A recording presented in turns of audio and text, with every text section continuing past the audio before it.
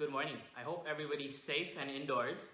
Today I'm going to be teaching you about two things: how to open a bottle of wine, these wines I have here, as well as a few key tips and reminders of doing wine service. So when we all return to work, we know what to do.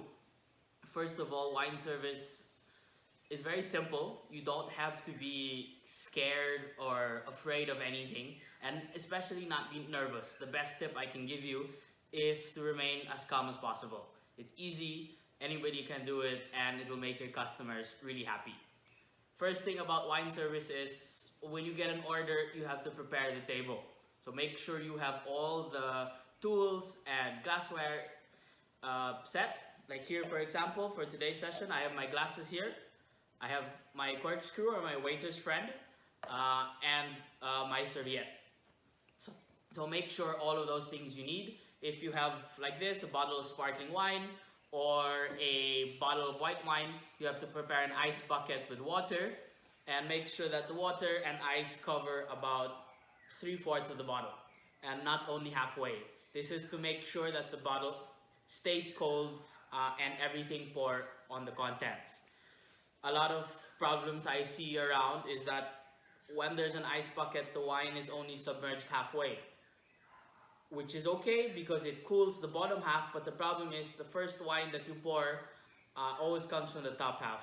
So by the time the customer gets it and the first try, they immediately don't like it because it's not in good condition and proper temperature. And we all know that temperature of the wine, serving the wine in the proper temperature is really important.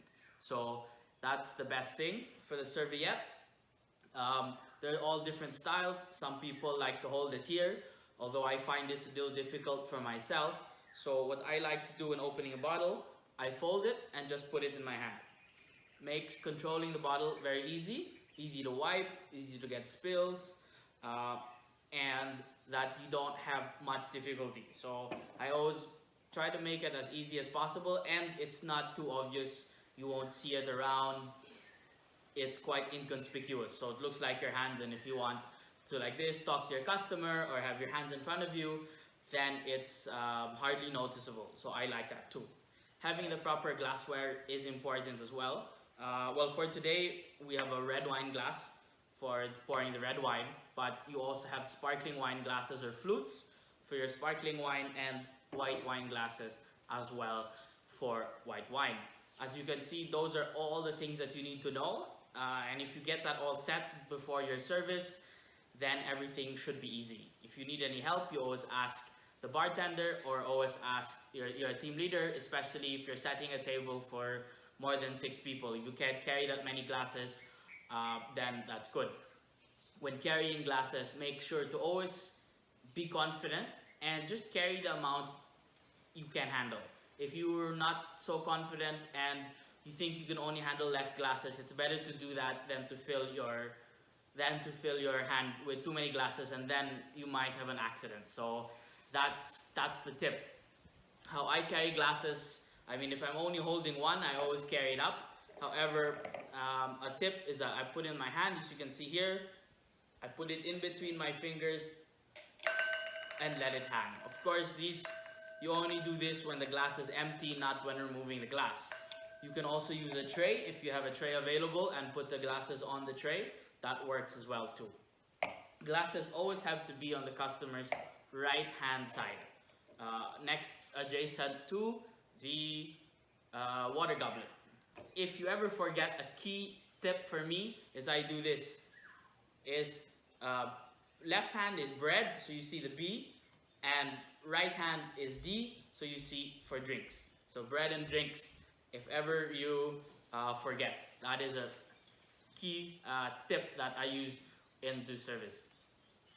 Okay, so next thing I'm going to teach you about is how to open a bottle of wine. So we have 2 bottles of wine here.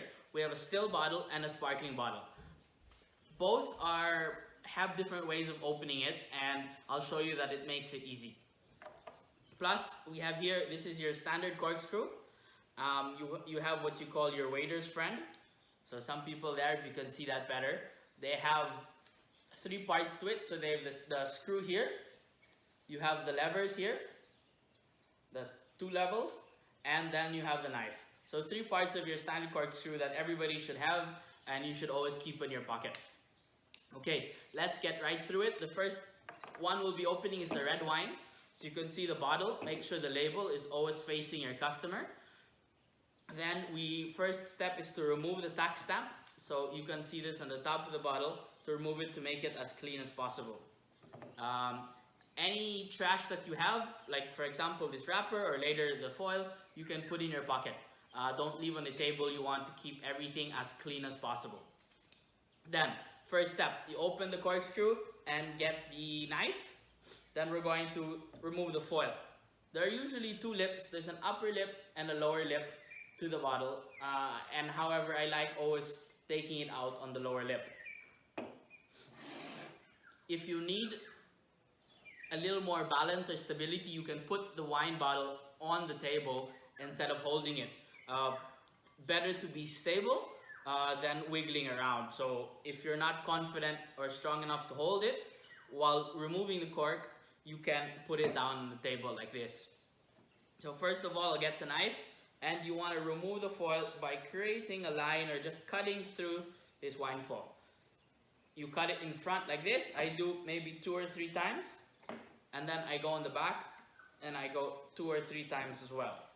This is to make sure that you cut it cleanly, so when you want to remove it all in one, it's very easy. This is the trick. Sometimes people don't cut it enough, or sometimes you have a dull knife, so it may require you to do multiple times. The next thing is that you notice that when I was cutting, it was my hand that was moving from right to left and vice versa, and not the bottle. I never turn the bottle around when opening a bottle of wine. Then now you want to remove the foil. We want to try to get this action and remove the cap or the foil cap in one piece as much as possible. Some bottles are harder than others, but that's what you always want to try to do. All you do is insert the knife, find a little slit and cut it open like this, and then when it's sealed, you carefully take out the foil all in one piece. So you can see one piece, which is nice, which you put in your pocket, and then you can see on the bottle we have a very, very clean tip. This is because we drove the knife several times in the front and the back. Next up, you open your corkscrew. We're going to use the screw part first. You're going to insert the corkscrew in the center, but at an angle. So you can look at this. The corkscrew is at an angle. This makes it that when you turn the corkscrew, it will turn in the middle. If I started turning this right straight forward and then put it in, the corkscrew would start to turn side and you'll have a more difficult time removing it. So put it in. So you can see it can stand by itself. You put it enough force, and then all you need to do is turn. You don't have to put too much effort into it. The corkscrew's design is that when you continue to turn, it will go down. If you have a sound, like what you hear here, or what you can hear, you just turn the corkscrew as much as possible so it's not that long. If you do it slower, the sound will be louder and it will take longer and it will be more noticeable. So we turn it, and we turn it until the last level of the corkscrew, so it's not entirely in, but the last curve. And this is now we're going to start with the levers. So we're going to place the first level like this in the corkscrew, and we're going to hold the bottle firmly, make sure the bottle is stable, and then we're going to push up. As much as possible, push up, and must be vertical. If you start to turn like this, do this movement, it more chances of the corkscrew to break. So here, you go up. This is maximum for that level, and then we're going to change it for the second level like this, and push up again max. We don't really want to make a sound when opening a bottle of wine as much as possible. So when you feel that it's almost out, just get your hand, slowly turn it, and see if you can take it out as nicely as possible. As you can see, that was easy. For people, the best tip I can give them is just really to keep on practicing. The more bottles you open, the better you'll get and the less nervous you'll be. In the first few bottles, it was very hard for me and quite nerve-wracking. But another tactic you can do, especially if you're in front of the customer, is while you're opening the bottle, you can ask them how's their day. Maybe you can suggest some food items on the menu, or for those working in different properties, you can share information like about their properties you have in Cebu or Boracay, which is very nice as well. You can use these tips and tactics to focus their attention away from you opening the bottle into instead of you creating a conversation and a meaningful relationship with your customer. So there, and then when pouring the wine, most important is that you never make the bottle touch the tip of the glass like this. This is very unhygienic. So you always want to put the bottle at a safe distance, put it in the center of the glass, and you pour, pour, pour. When there's enough, and when you want to stop for it not to spill, you stop pouring first, you let it drip out just a little bit, and then you have your serviette here in your hand, and you get it and wipe it like this. Easy. See? And this is why I like it on my hand rather than on my arm, is because when I pour and then I have to do arm, there's a lot of movement here, especially if, say, you're in front of the guest and you have a harder time reaching. So that's how the tip.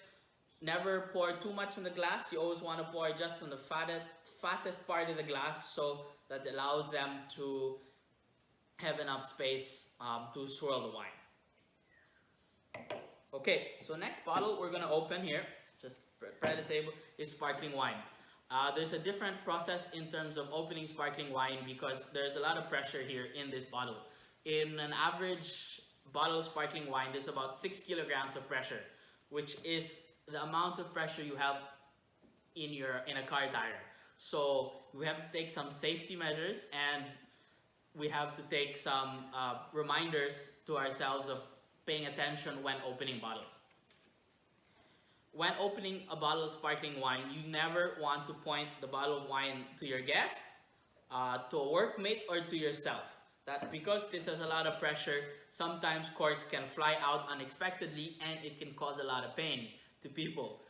Try to point it to the most open area of the space if you can. If not, try not to point it at any breakable items like glass, mirrors. So that's what you want to consider. Now we go to opening it again. You take out the tax stamp as much as possible. Put it back in the pocket. And some sparkling wines here like this will have a little tag. So you don't have to use your corkscrew anymore. You just have to get the tag, go around, you see? And then we're going to take out the foil. Maybe a little difficult there. And again, you want to take out the foil all in one piece. You always want to make sure the top is as clean and as neat as possible. Then you'll notice here on this bottle we have a cage. So this is the most important part because this cage keeps the cork sealed despite the pressure. So as long as you have this cage, the cork will never fly out. But as soon as we start to unwind it and loosen the cage, then that's the possibility where the cork can fly. So you have on the cage here, you have the screw, which is here.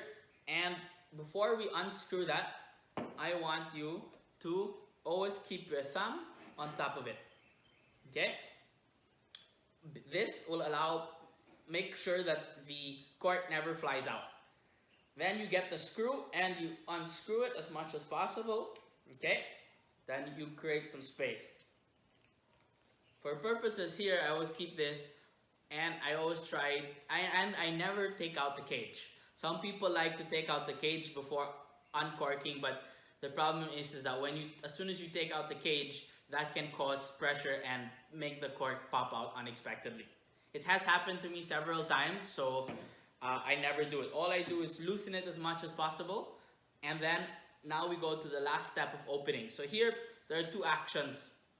And before we start, we're going to use both arms. I have my left arm here and my right arm here. My left arm will never move. I will not move this hand or this arm. It will stay still and holding the cork at all the times. And it will be my right hand here, which I'm going to turn the bottle back and forth to slowly allow the cork to come out. And you can see here, You can put it against your body if like you have small hands like me, and to really keep it steady. So like this, you turn right, turn left, and you'll slowly feel the cork pop out.